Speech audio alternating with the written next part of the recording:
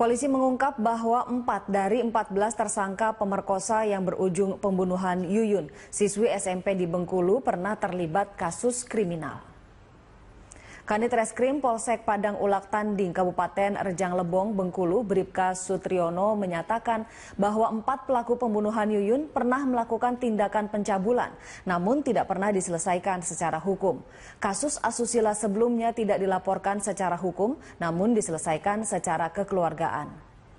Kasus yang menimpa Yuyun yang diperkosa oleh 14 pria dan berujung pada kematian remaja 14 tahun itu membangkitkan aksi solidaritas di banyak tempat. Aksi solidaritas yang masif digelar 186 ormas perempuan di depan Istana Merdeka Jakarta Rabu lalu. Mereka menyalakan lilin sebagai bentuk keprihatinan mendalam atas kematian Yuyun. Mereka berharap agar rancangan undang-undang anti kekerasan seksual dapat disahkan menjadi undang-undang. Istana Kepresiden di Yogyakarta, Presiden Joko Widodo memperingati malam Isra Miraj bersama dengan ribuan santri asrama perguruan Islam Tegal Rejo, Kabupaten Magelang, Jawa Tengah pada Rabu malam. Ya, Presiden meminta santri harus siap menghadapi masyarakat ekonomi ASEAN.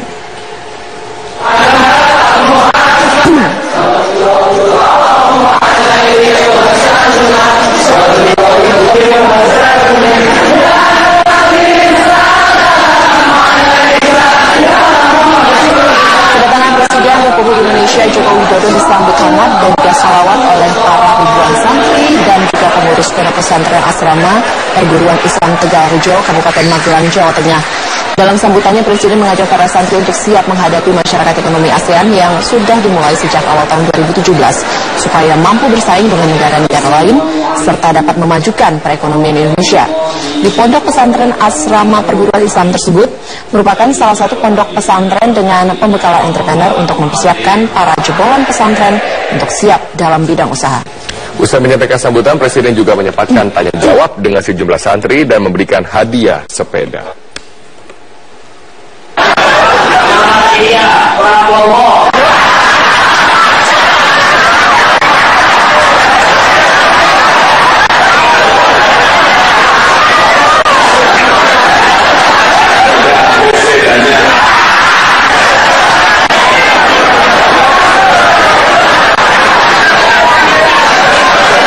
Telah mendaftarkan diri sebagai bakal calon ketua umum Partai Golkar. Meski seluruh kandidat telah menyerahkan berkas persyaratan, ternyata tidak semua sepakat untuk menyetorkan iuran sebesar 1 miliar rupiah kepada panitia pengarah Munaslu.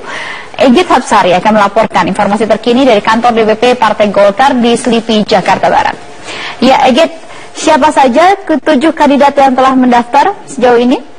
Siapa yang kemudian akhirnya menyerahkan uang dan siapa yang kemudian akhirnya menolak untuk menyerahkan uang sebesar 1 miliar? Ya, betul sekali, Berita. Memang sejauh ini sudah ada 7 kandidat yang sudah secara resmi mendaftar sebagai bakal calon ketua umum Partai Golkar. Namun beberapa saat yang lalu, politisi Golkar Priyo Budi Santoso baru saja tiba di kantor DPP Partai Golkar di Bilangan Selipi, Jakarta Barat ini. Namun Priyo Budi Santoso belum menyerahkan berkas persyaratan sebagai bakal calon ketua umum Partai Golkar, sehingga belum bisa dikatakan resmi mendaftar atau masuk bursa bakal calon ketua umum Partai Golkar. Sehingga hingga saat ini, hingga pukul 10 malam sudah ada 7 kandidat yang terdaftar dalam bakal ketua Partai Golkar.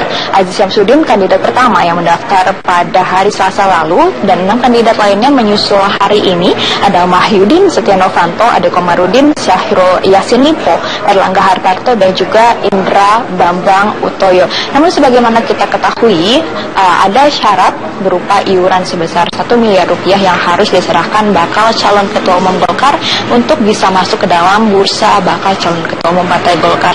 Namun ternyata tidak semua bakal calon ketua umum menyetujui dan bersedia untuk menyetor dana sebesar 1 miliar rupiah tersebut. Terbukti dari 7 kandidat yang sudah resmi terdaftar, ada 2 diantaranya yang menolak untuk menggelontorkan dana untuk maju sebagai bakal calon ketua umum. 2 kandidat yang menolak ini adalah Syahrul Yassin Limpo dan juga juga Indra Bambang Utoyo. Dalam penjelasannya tadi, Syahrul Yassin Limpo menolak menggelontorkan uang 1 sen pun atau sepeser pun kepada panitia Munaslup untuk maju sebagai calon ketua umum karena ia mengaku akan menyumbangkan ideologi dan juga pemikiran sebagai bakal calon ketua umum Partai Golkar. Sedangkan Indra Bambang Utoyo tadi juga menolak untuk menyetorkan uang ini karena dalam visi misinya sendiri ia menyebutkan akan merubah Partai Golkar menjadi partai yang modern, transparan, dan juga bebas dari politik uang. Namun 5 kandidat bakal calon ketua umum lainnya ini ternyata sudah menyerahkan uang sebesar 1 miliar rupiah sebagai iuran kepada Munaslup. Ada di antaranya Setia Novanto, Aziz Syamsuddin, Mahyudin, dan juga Erlangga Hartarto. Uang sebesar 1 miliar ini diakui berasal dari dana pribadi dan juga iuran dari tim sukses masing-masing kandidat bakal calon. Egit, kami mendapatkan informasi bahwa ada komite etik dari Golkar yang kemudian melakukan konsultasi dengan KPK berkaitan dengan penyerahan dana 1 miliar ini. Apa hasilnya sejauh ini? Ya, tadi salah satu anggota dari steering committee Munaslup Partai Golkar sempat menanggapi pertemuan antara komite etik dari steering committee kepada KPK, dan akhirnya KPK pun memutuskan untuk melarang adanya iuran 1 miliar ini dalam penyelenggaraan Munaslup Golkar. Namun hal ini dikatakan oleh Andi Sinulinga yang merupakan anggota dari steering committee Partai Golkar akan dibicarakan lebih lanjut dalam rapat koordinasi dari steering committee Partai Golkar yang diselenggarakan esok hari. Namun ia sendiri menyayangkan pernyataan dari KPK tersebut karena menurutnya KPK seharusnya bertindak sebagai institusi negara yang menyatakan pendapat berdasarkan payung hukum, bukannya opini. Berikut adalah pernyataan selengkapnya dari Andi Sinulinga. KPK sebagai lembaga hukum bicara bahwa apa yang dilakukan itu melanggar pasal ini, undang-undang ini, undang-undang itu. Karena harusnya begitu, sehingga KPK betul-betul menjadi institusi hukum, bukan seperti pengamat. Ini boleh kita terkait dengan 2 kandidat yang menolak untuk membayarkan iuran 1 miliar rupiah ini, panitia steering committee Munaslup juga akan membahasnya lebih lanjut dalam proses verifikasi yang akan diselenggarakan besok, karena memang dalam ADART ataupun dalam peraturan pendaftaran bakal calon ketua umum memang tidak disebutkan apabila kandidat menolak untuk membayarkan 1 miliar rupiah akan dicoret ataukah tidak. Kita akan tunggu kelanjutannya, dan kita akan tunggu juga apakah Priyo Budi Santoso ini merupakan salah satu kandidat yang menolak ataupun menyanggupi membayar iuran 1 miliar rupiah kepada panitia Munaslup. Baik, jadi kami konfirmasi kembali bahwa sikap Partai Golkar juga belum resmi ya menyatakan apakah kemudian 2 bakal calon ketum yang tidak mau membayar ini pasti gugur kalau tidak menyerahkan 1 miliar dana yang harus disetorkan. Iya, betul sekali Prita. Kedua bakal calon yang menolak untuk menyetorkan dana sebesar 1 miliar rupiah ini akan kembali dibahas dalam rapat verifikasi, karena memang verifikasi akan langsung dilakukan 1 hari. Begitu pendaftaran ditutup pada pukul 12 malam dini hari nanti, yang artinya verifikasi ini masih akan mempertimbangkan kembali berbagai faktor. Ada 2 jenis verifikasi. Verifikasi pertama akan mempertimbangkan seleksi administratif, sedangkan verifikasi tahap kedua akan mempertimbangkan pelanggaran etik dan juga termasuk kesediaan membayar 1 miliar rupiah ini yang akan menentukan nasib apakah kedua kandidat ini akan dicoret ataupun tidak. Namun tadi dalam pernyataannya kedua kandidat ini menyatakan bahwa mereka rela apabila panitia steering committee ini akan mencoret nama mereka dari bursa bakal calon ketua umum Partai Golkar apabila memang ketidaksediaannya membayar 1 miliar rupiah itu tidak diperkenankan atau diperbolehkan oleh panitia. Baik, terima kasih Egit Hafsari melaporkan dari DPP Partai Golkar. Kita beralih ke informasi. Komisi Pemberantasan Korupsi kembali memeriksa sejumlah pimpinan DPRD DKI Jakarta terkait kasus suap raperda reklamasi Teluk Jakarta. Namun, pemeriksaan terhadap sejumlah orang semakin intensif. KPK belum juga menetapkan tersangka baru dalam kasus suap raperda reklamasi. Untuk kedua kalinya, Ketua DPRD DKI Jakarta Prasetyo Edy Marsudi memenuhi panggilan penyidik KPK. Selain itu, Wakil Ketua Balik DPRD DKI Jakarta, Mary Hotma, hari ini juga diperiksa KPK untuk yang keempat kalinya. Keduanya diperiksa untuk menjadi saksi bagi tersangka Arisman Wijaya yang merupakan Presiden Direktur PT Agung Podomoro Land. Sebelumnya Prasetyo dan Mary pernah memberikan kesaksian bagi tersangka Muhammad Sanusi yang merupakan rekan mereka di DPRD DKI.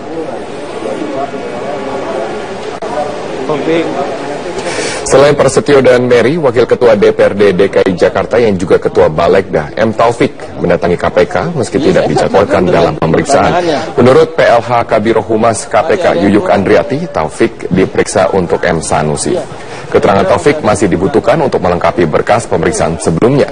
Terakhir Taufik diperiksa KPK pada pekan lalu, tanggal 28 April. Hari ini kakak kandung M. Sanusi tersebut diperiksa untuk yang ke-6 kalinya. Mau apa lagi Pak memang yang mau disampaikan? Iya saya nggak tahu kan tergantung pertanyaannya. Masih ada yang kurang kalau. Untuk mengetahui perkembangan terkini dari pemeriksaan 3 pimpinan DPRD DKI Jakarta di gedung KPK, kita bergabung bersama rekan kami, Bremana Tenaya, langsung dari gedung KPK di Jakarta. Bremana, bagaimana jalannya pemeriksaan sejauh ini? Robert, baru saja Mary Hotma, Wakil Ketua Balegda DPRD DKI Jakarta, selesai diperiksa KPK, tepatnya pada pukul 17:05 waktu Indonesia Barat. Dan artinya Mary Hotma sudah diperiksa selama 8 jam oleh KPK. Dan selain Mary Hotma, tadi juga sempat diperiksa Wakil Ketua DPRD DKI Jakarta dan juga sekaligus sebagai Ketua Balegda DPRD DKI Jakarta M. Taufik yang selesai diperiksa pada pukul 1 atau pukul 13 waktu Indonesia Barat. Dan selain M. Taufik dan juga Mary Hotma, Ketua DPRD DKI Jakarta Prasetyo Edy Marsudi juga saat ini masih dalam pemeriksaan di dalam KPK. Dan juga pemeriksaan selama ini sudah berlangsung selama hampir lebih dari 8 jam. Dan Robert, pemeriksaan terhadap ketiga pimpinan DPRD DKI Jakarta ini bukan merupakan yang pertama kalinya, termasuk salah satunya yaitu adalah Wakil Ketua DPRD DKI Jakarta atau juga sekaligus sebagai Ketua Balegda DPRD DKI Jakarta M. Taufik yang sudah diperiksa selama 6 kali, dan hari ini merupakan pemeriksaan yang tidak dijadwalkan dalam agenda pemeriksaan KPK. Dan tidak adanya pemeriksaan di dalam agenda oleh M. Taufik ini tidak hanya berlangsung hari ini, tapi juga telah berlangsung selama 2 kali sebelumnya, sehingga total 3 kali M. Taufik diperiksa tanpa adanya agenda pemeriksaan resmi dari KPK. Dan juga Robert, Prasetyo Edy Marsudi, Ketua DPRD DKI Jakarta juga telah diperiksa selama 2 kali, setelah sebelumnya sempat diperiksa pada tanggal 11 April 2016, dan juga Mary Hotma ini diperiksa oleh KPK hari ini untuk yang keempat kalinya. Dan walaupun pemeriksaan sudah dilakukan berkali-kali kepada para pimpinan DPRD DKI Jakarta ini, namun KPK hingga saat ini belum menentukan tersangka baru atas kasus dugaan suap pembahasan raperda reklamasi Pantai Utara Jakarta. Robert. Bagaimana jika kita melihat perjalanan kasus ini, KPK kerap kali memanggil saksi yang sama berkali-kali. M. Taufik sudah dipanggil 6 kali. Ketua DPRD DKI Jakarta 2 kali, Mary Hotma 4 kali. Lalu apa yang sebenarnya dikejar KPK dalam kesaksian dari para saksi ini?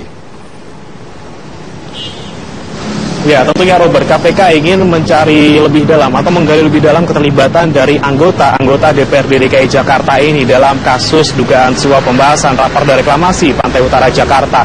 Dan ini menyusul adanya penangkapan terhadap Ketua Komisi D DPRD DKI Jakarta M. Sanusi yang sudah ditetapkan menjadi tersangka.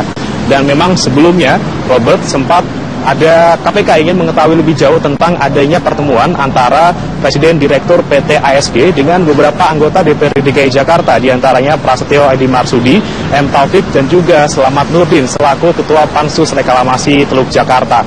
Dan pertemuan ini diduga ini membahas tentang penyesuaian regulasi reklamasi Teluk Jakarta yang hingga saat ini juga masih belum bisa dilakukan. Dan selain itu Robert, sebelumnya juga pembahasan raperda reklamasi Teluk Jakarta ini sempat ditunda sebanyak 4 kali, dan penundaan ini diakibatkan oleh tidak mencapai quorumnya anggota DPRD yang hadir dalam rapat tersebut, dan juga masih belum adanya kesepakatan antara Pemprov DKI Jakarta, DPRD DKI Jakarta, dan juga pihak pengembang tentang besaran kontribusi yang harus diberikan pengembang kepada Pemprov DKI Jakarta. Dan hingga saat ini kita masih menunggu apakah KPK akan menentukan tersangka baru, entah dari DPRD DKI Jakarta, Pemprov DKI Jakarta, maupun dari pihak pengembang. Demikian, Robert. Baik, terima kasih Bremana Tenaya atas informasinya langsung dari gedung KPK di Jakarta. Pemirsa, kami akan kembali lagi dengan satu informasi lain di mana ada 7 politikus Partai Golkar yang resmi mendaftar sebagai bakal calon ketua umum Partai Golkar. Dan para bakal calon ini sebagian sudah menyerahkan uang sebesar 1 miliar rupiah sebagai setoran wajib dan juga sebagian tidak bersedia untuk menyerahkannya. Hingga hari ini sebanyak 7 politikus Partai Golkar resmi menyerahkan persyaratan bakal calon ketua umum Partai Golkar kepada panitia pemilihan. 5 di antara kandidat ini sudah menyerahkan uang iuran gotong royong wajib sebesar 1 miliar rupiah kepada panitia pemilihan. 2 orang lainnya termasuk Syahrul Yassin Limpo tidak menyerahkannya karena sejak awal menolak memberi mahar politik. Iuran 1 miliar rupiah ini kontroversial karena tidak semua kandidat ketua umum memiliki harga kekayaan yang berlimpah. Berdasarkan data tahun 2015, Ade Komarudin misalnya hanya memiliki harta kekayaan 1,3 miliar rupiah. Untuk itu Ketua DPR RI yang biasa dipanggil Akom ini berjanji akan memenuhi iuran 1 miliar rupiah dengan cara meminta bantuan kader Golkar yang mendukungnya. Ini adalah yang penerimaan pendaftaran sampai jam 24. Kami tidak mau ingkar dari keputusan partai, tetapi kami juga tidak mau melakukan sesuatu yang bertentangan dengan undang-undang di mana pihak berwenang soal ini yaitu KPK dan instansi lainnya bisa saja menetapkan lain, dan itu tentu disampaikan kepada DPP Partai Golkar, kepada panitia pengarah, dan kami dengan patuh kepada panitia pengarah. Bagi calon lain, uang 1 miliar rupiah mungkin tidak masalah karena mereka memiliki harta kekayaan puluhan miliar. Setia Novanto memiliki harta kekayaan 73,3 miliar rupiah. Mahyudin NS memiliki harta 19,3 miliar rupiah. Aziz Samsudin memiliki harta 28,8 miliar rupiah. Dan Syahrul Yassin Limpo memiliki harta 8,8 miliar rupiah. Para kandidat ketua umum ini perlu ditelusuri rekam jejaknya sebagai pejabat negara. Kader Golkar yang mengklaim suara Golkar suara rakyat perlu mempertimbangkan rekam jejak Setia Novanto yang pernah lengser dari kursi Ketua DPR RI karena kasus papa minta saham. Termasuk juga mereka yang sudah beberapa kali diperiksa KPK tersangkut kasus korupsi, sekalipun berstatus sebagai saksi seperti Mahyudin. Termasuk juga yang tersangkut Panama Papers seperti Erlangga Hartanto. Tim Liputan Metro TV.